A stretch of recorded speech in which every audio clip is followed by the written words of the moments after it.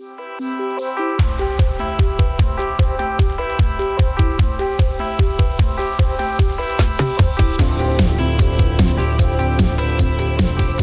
everyone. Welcome to the Always On Point podcast with Kristen Ambos. This is a really exciting time.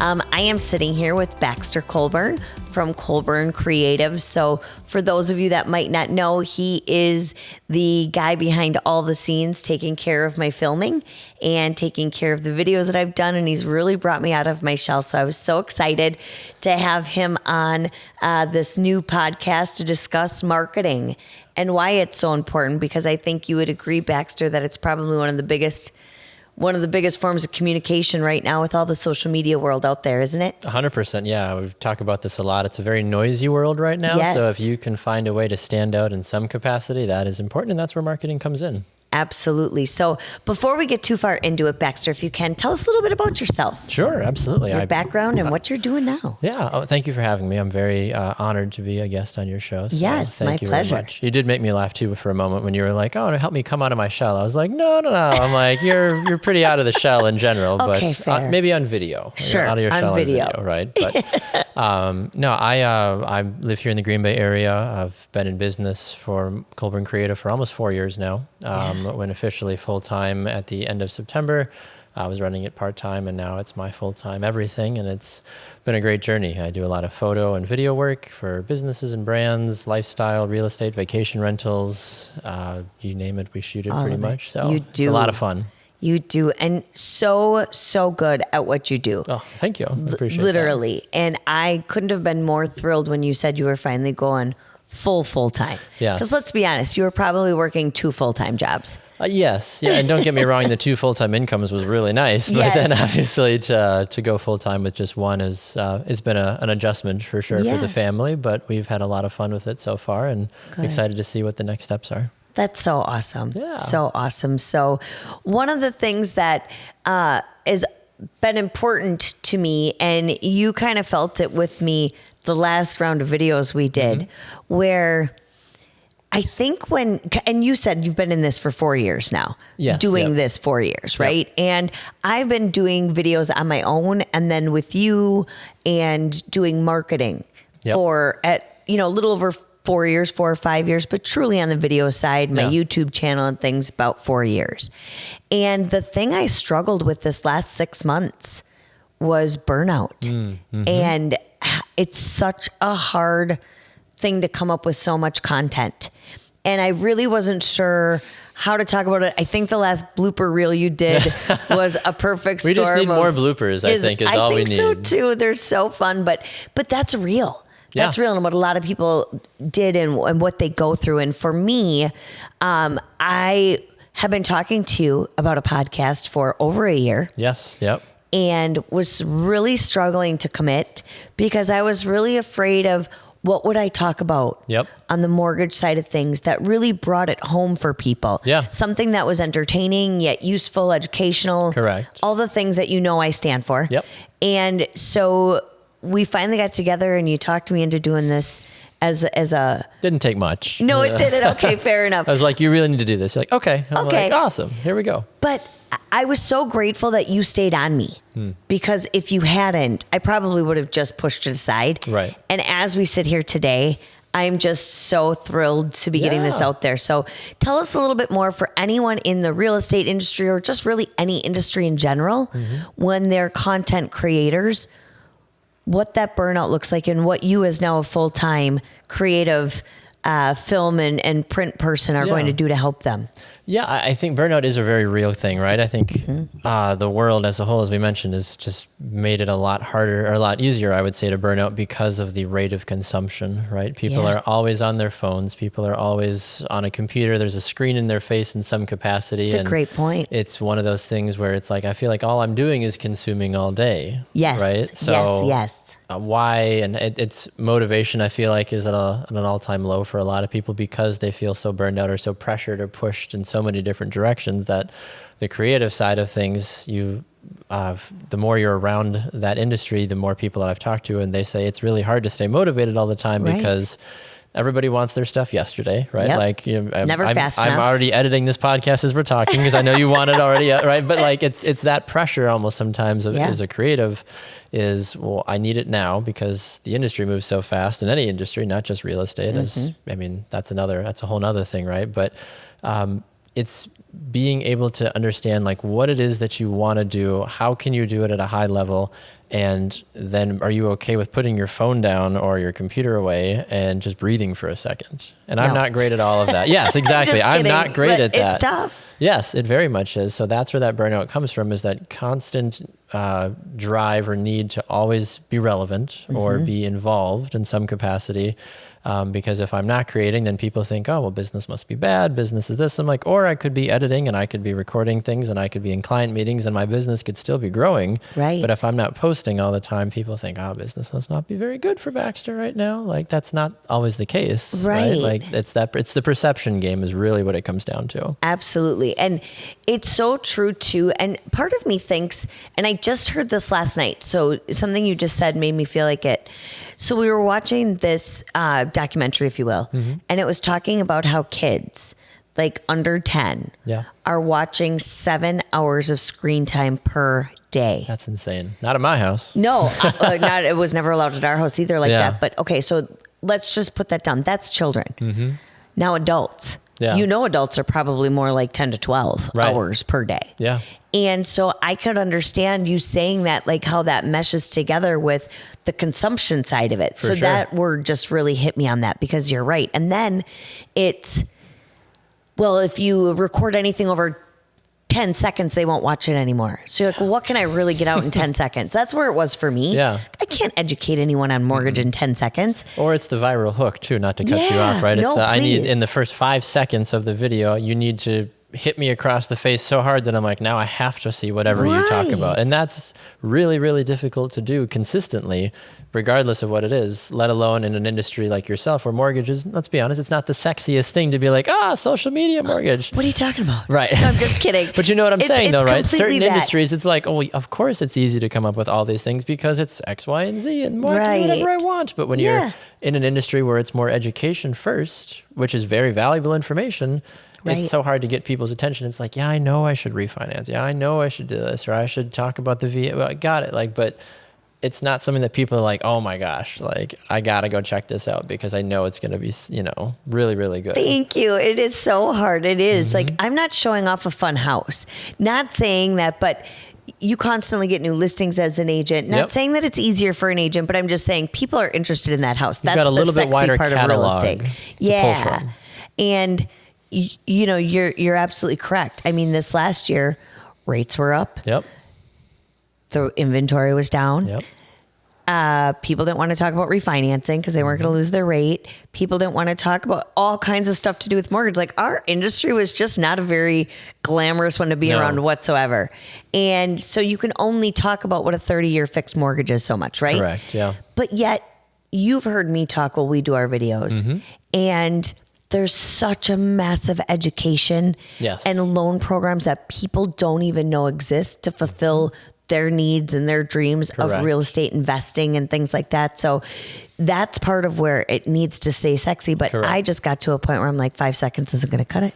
10 seconds isn't going to cut it. It's true. And I think part of that goes to the fact of knowing that the right people will come and find you, right? Like consistency matters over time, obviously. And you and I have had that conversation early on too with your videos. You're like, okay, well, how many should we do? How often should I post? And like, if you stay consistent and you consistently establish yourself as the go-to person, it doesn't matter. Obviously, the more you post, that's the culture we're in, right? Give me more, give me more. But if every video is quality and has the right information, people are okay if it's every week or every other week, whatever type of thing, because they know, okay, no matter what, whenever Kristen posts a video about loan information, I know it's going to give me all the info I need because you've built that rapport over time with people. Sure. I sure hope so. And I mean that. I mean that in a way of building that rapport based on education. Yes. Instead of, I jokingly have said over the last year, but it's true, like the loan officers in the industry haven't had nearly as much business. So the second rates fall 0.25%, they're like foaming at the mouth. Because they're like, this is the refi boom I've been waiting for. I'm going to get rich quick again and get through the next 6 months. But for me, it was always, if you do the right thing, if you educate, the business will come. Yes. And I've always felt that way. And I think that's true. I would like to think in a lot of business, not just in the world that you live in, right? Yeah. Like for how I try to run my business, I get asked a lot of like, oh, what are the industries or the niches that you prefer to work in? And I'm like, I really love working with good people. I'm like, I used the example, I think 2 or 3 weeks ago, I was in a potato field in Anago. I was in a vacation rental in Rockford, and I think I shot a podcast and did one other random thing. And none of them were connected, but I was with good people in every single spot. And I'm like, I don't care what you're doing. I'll tell your story no matter what, as long as you're a good person. You can have a good adult conversation about what your needs are. You understand what I can provide, and there's that clear understanding.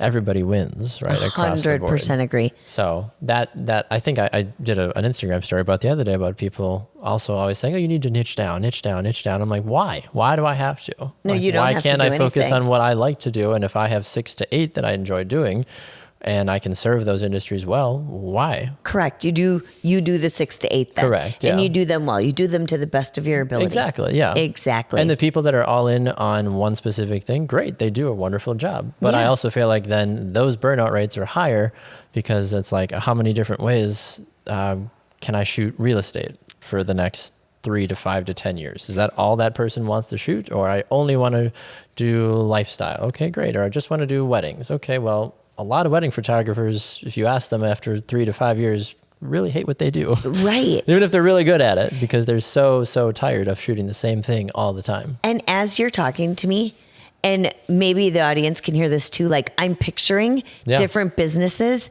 of photography or different businesses where they're constant social and where their feeds and where they're going to. And I can begin to already see really high end people starting to fail. Yeah. And I don't mean fail in a super negative way, but I mean the content they're creating has nothing to do anymore with what they're doing. Like you can tell they don't enjoy it. They're just feeding the beast because they feel like they have to be relevant. Or the in money one, or whatever. Yeah, in one way or another. Absolutely. So, wow.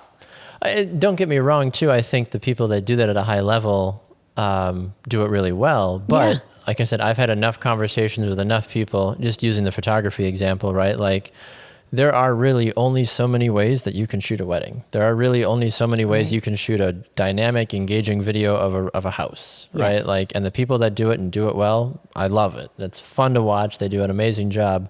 But when you ask them behind the scenes, like, I've got another wedding this week. I'm like, aren't you excited about that? Like, that's a $3,000 to $6,000 payday, depending on the photographer, right? And they're like, yeah, it's fine, but I just, and sometimes it's the couple, it's the venue, it's the weather, whatever. I get that, but that's the hard part for me. I'm like, if I'm going to spend time away from my family every day, I want to enjoy what I do. I want to enjoy the people that I'm around, right? All the time. And not every single day is the Super Bowl. Not every day is the happiest day of your life, right? But if I can have a 9 out of 10 or an 8 out of 10 success rate for every time I walk into a shoot, I feel like I am doing pretty darn good.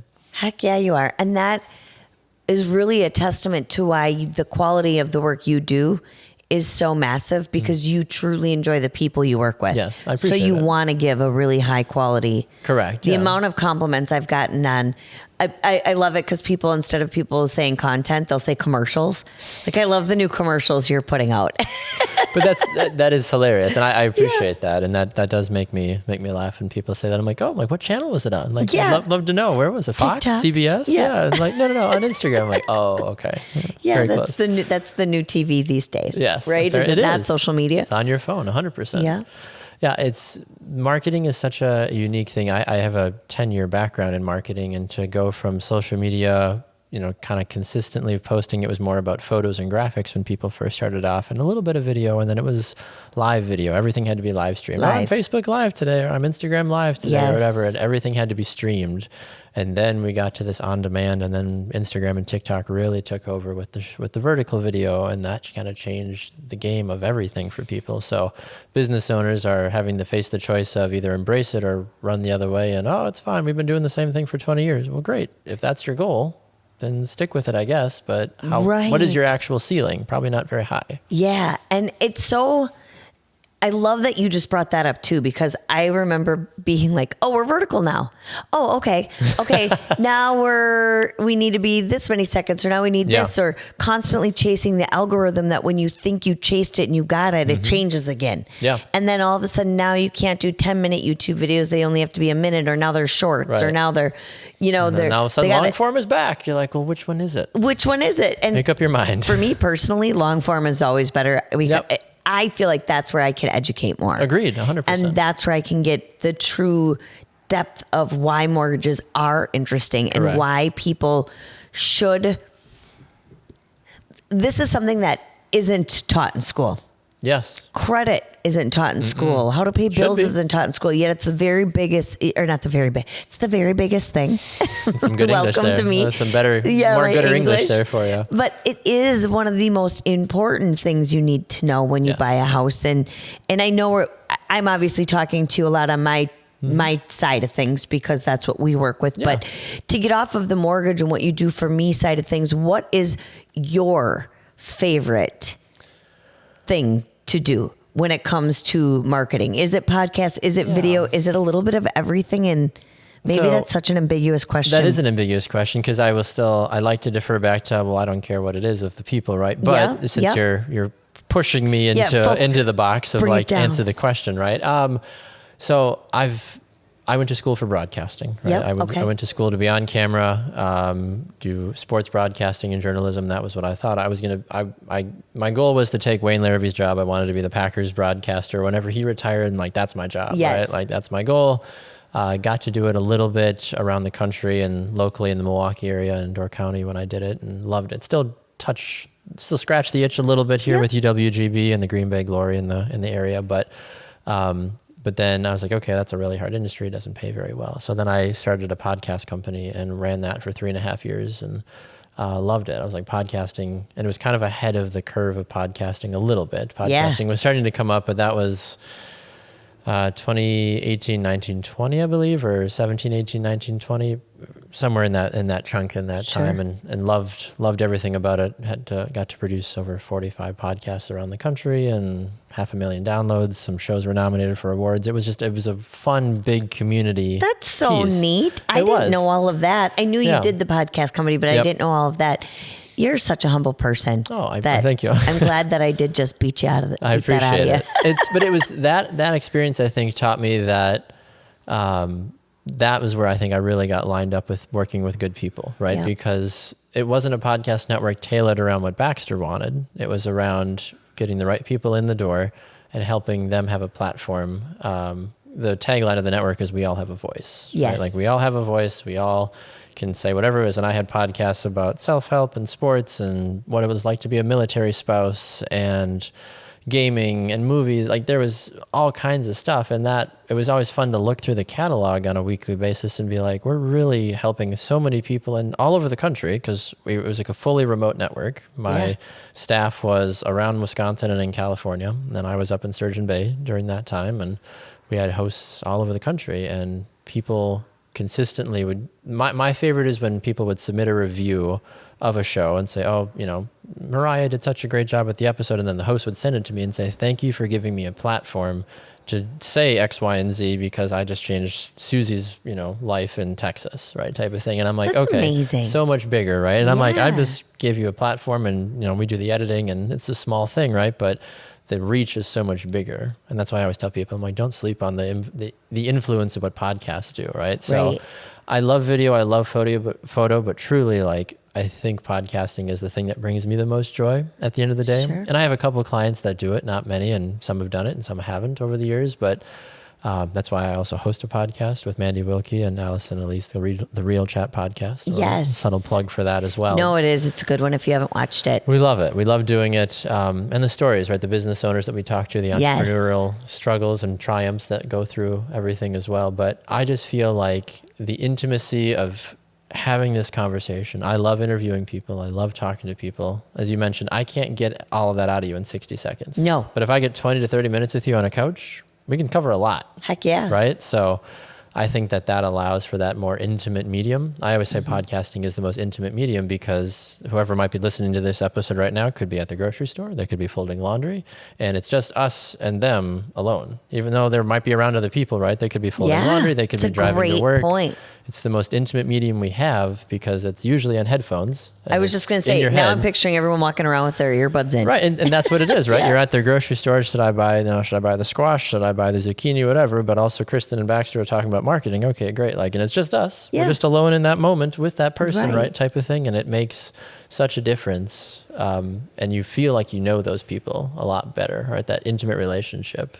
I agree. And one of the things I find to be social media has connected people around the country. Yes. I know so many people around the country and now the world, actually. Yeah, we've same got here. some friends all over the world now that we've met. Social media keeps us connected. Correct. And things of that nature. And now that everything is just so worldwide when it comes to that, you do get that connection more. And you do feel that intimacy with that.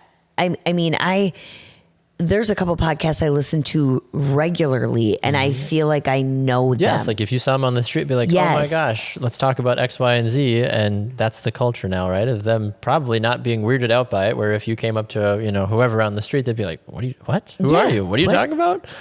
But I agree with social media. I've made so many amazing connections and wonderful friends. I would truly call them friends. One of my favorite people in the world is my social media partner for Colburn Creative. Her name's Delphine, and she lives in California. Yeah. And we've been working together for almost a year now. And I finally met her in person 2 weeks ago. She came and did a shoot with me and helped me with a lot of stuff, and it was phenomenal. But the second she got off the airplane, I was like, we're best friends. Like, I know you.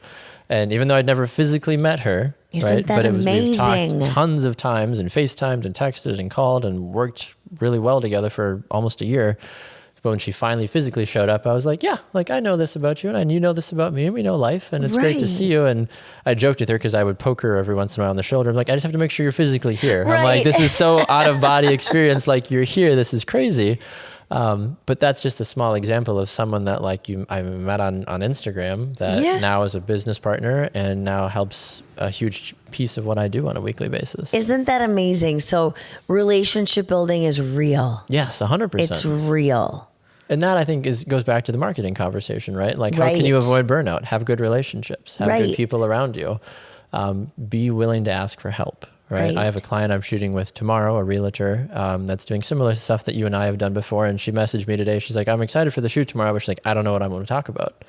And I'm like, okay. I'm like, well, I have ideas for you. I'm like, I'm glad you asked for help because I've had so many people cancel or reschedule and be like, I don't know what I want to talk about. Like, let's push it a month or 3 or 5. And then sometimes that person just goes away because they've talked themselves out of it. Just day by day. And every day that passes that you're not doing it is every day further away from doing it if you ever come back. Correct. And that's what I try to advocate for people too, is I'm like, hey, I'm here to help you, right? Like, nobody knows your business or your thing better than you do. I'm here to help you tell that story in a fun, engaging way. So that way you can feel confident knowing that it's being represented the best way possible, whether that is through photos or videos or podcasting. Right. That goes a long way. It does go a long way. Yeah. And you do that to a T. Well, thank you. It's what the work you're doing is very special. And I feel very grateful that I've gotten to know you and that here we are sitting on this couch doing a podcast. I'm very grateful, truly. And the amount of people that you've introduced me to, or just the connections that we've had. We've talked off air briefly. Your daughter is now one of the models that I use for shoots a lot. Like, just the relationships that we use and have is such a great thing. And I'm very grateful for that as well. Yeah. So.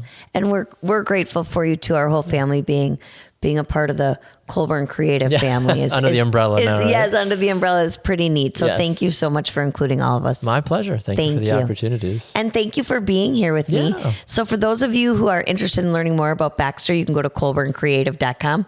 Colburn Creative Co. There's another Colburn Creative in Michigan. Gotcha. So colburncreative.com. Yes. Or reach out. You can always reach out to me. We'll make sure all of your contact information is in the details below. Perfect. Thank you so much for having me again. Thank you so much, Baxter. Appreciate it. Thank you so much for listening to Always On Point podcast today with Kristen Ambos. Huge thank you to Baxter and Colburn with Colburn Creative Company. If anything struck a chord with what he had to say today, or you'd like more information, you can definitely reach out. We'll get you in touch with him. You can also find us weekly on any major podcast platform, including Spotify and YouTube moving forward. Thank you so much for listening. We look forward to bringing you the best out there when it comes to mortgage information.